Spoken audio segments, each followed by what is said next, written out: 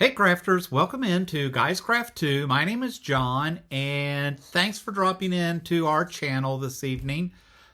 So today has been a busy day, right? It's been Martin Luther King holiday, which was amazing for me because I got the day off.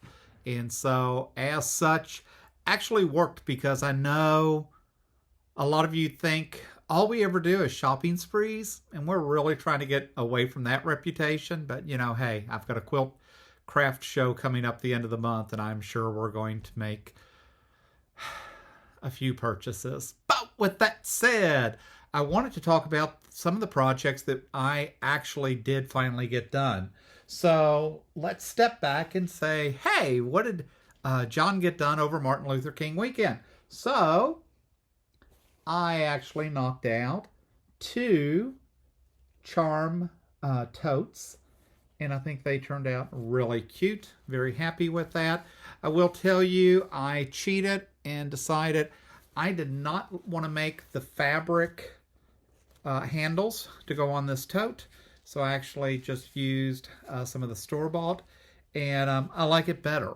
Sometimes I think the fabric handles just seem way too thick to me.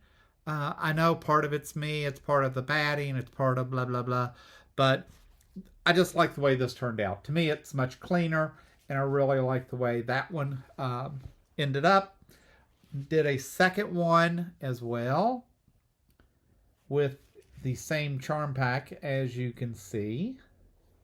And again, same bottom piece, same inner lining. But just wanted to get the practice doing a couple of totes. These are actually, so I wanted to do that stow and go tote, and I talked about it a lot in December and over Christmas, and I had it hanging actually right here on the pegboard. Was so excited to do it. Had never really got into reading the directions. Finally got into reading the directions, looking.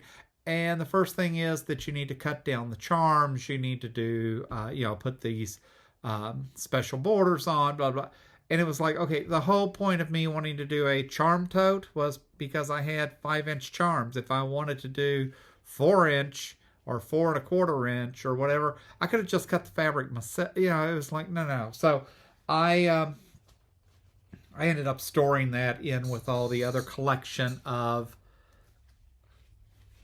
patterns that I have already. It just wasn't a project I was into, nor a project I wanted to do. So anyways, I knocked out those two totes. Another thing that I got done this weekend that I was really excited about was, that I love the quilt shop down in Texas, Open Gate Quilts. And for Christmas, in the Christmas box, they had this table runner, and I love the way this turned out. So it has been quilted. It needs to be cut down,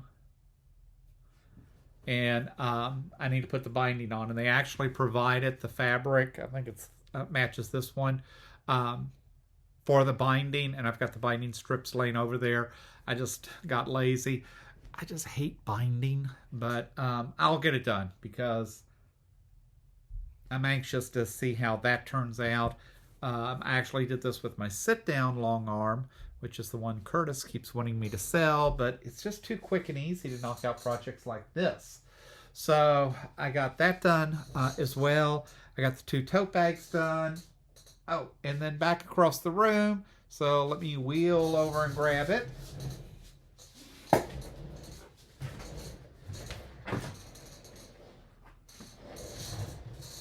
Is the Bernadex. I know I'm always going to mispronounce that name, but it's the Bernadex Tex. But it was the Farmyard quilt kit that I bought over Christmas that I gifted to myself because it was just too adorable. I mean, folks, look at this. And I'll show you the whole quilt in just a minute. And this thing stitched out huge. But look, I mean, you got your John Deere tractors, or if you're an International Harvester, you got the red ones. You got all the little farm animals here, life on the farm. And of course, that includes cows And it includes some chickens, or ducks. I guess those are ducks. Um, and oh my God, look how adorable the pig is in the pig pen in the pig puddle. And there was one more. That must be, oh, and sheep. And so some of us are black sheeps of our family, and that's okay. We put both on there, so we don't discriminate. We represent all sheep. And so this just turned out so cute. So you take the panel, you have to frame up the panel, blah, blah, blah. Then you go through and you put the gingham fabrics with it. You had to cut out all of these, which worked out perfect because half of this I was able to cut out with my Quilt on my Go Bic cutter. So that made life a whole lot easier for me. So that was pretty exciting. The only thing it did tell me, it did want me to put this other border fabric. It's kind of, it's in the royal blue, which was really pretty, and it's got all the vegetables on it. So I guess that's what they wanted me to put, like a 1.5 inch frame around this and then quilt it, then do that. I'm not doing that. I don't think this needs that frame. I am going to keep that fabric because I'm using it for the binding on here, because I do think it's really cute fabric, but I just don't think it adds anything to this. So this thing turned out huge. Wow.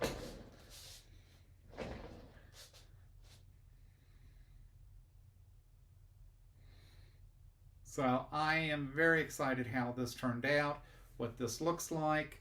And yes, you may see that I'm a boy from Kentucky and I have no shoes on or socks because I can't stitch and work inside a house in shoes and socks. Although Curtis did try the first couple of years that we resided in the same home.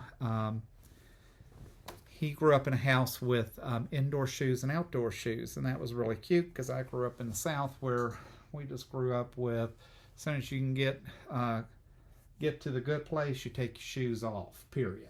So I have very tough feet. So anyways, this was just too adorable, and it went together so well. And I don't think I paid a lot for this kit. Have no idea what I'm going to do with it. It may end up going to one of the grandkids. But it was just too cute, too adorable. So now I've got that that needs to be quilted on the long arm along with everything else going down there. But it is nice the long arm does hold all that.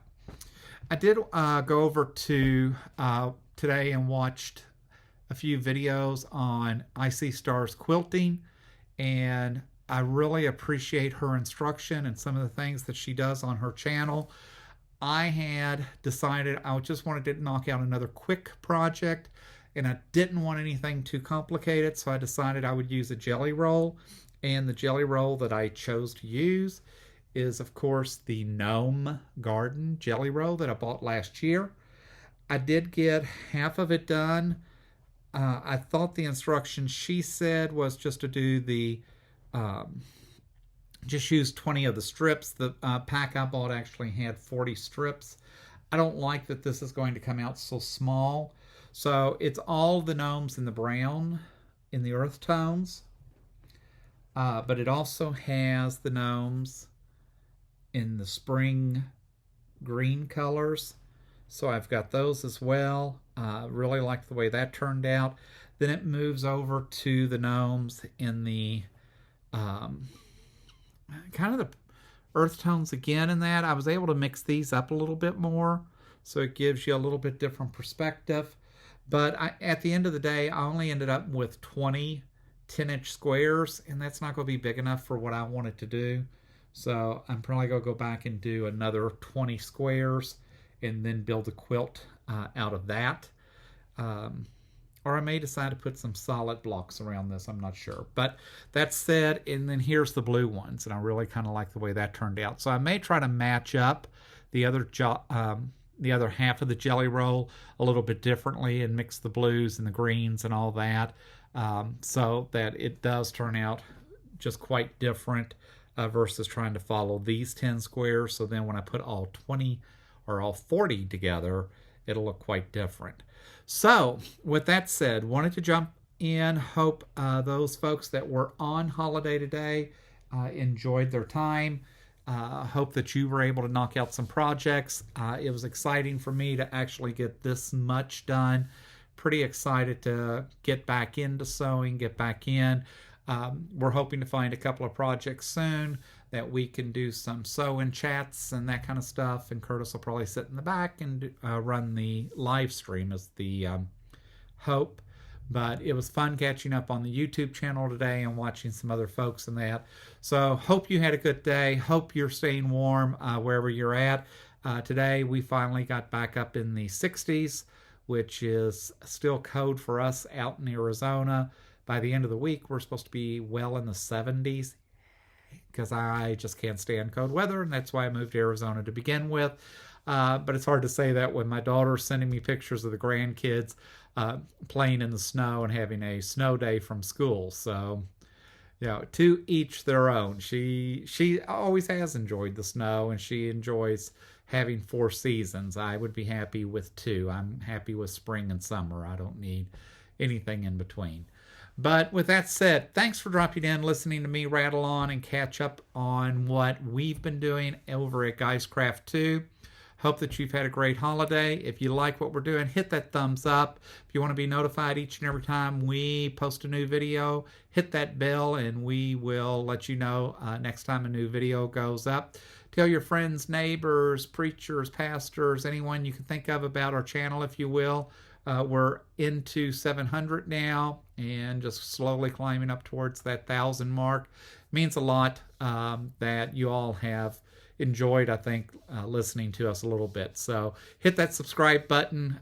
We want to reach and build each one of our subscribers out.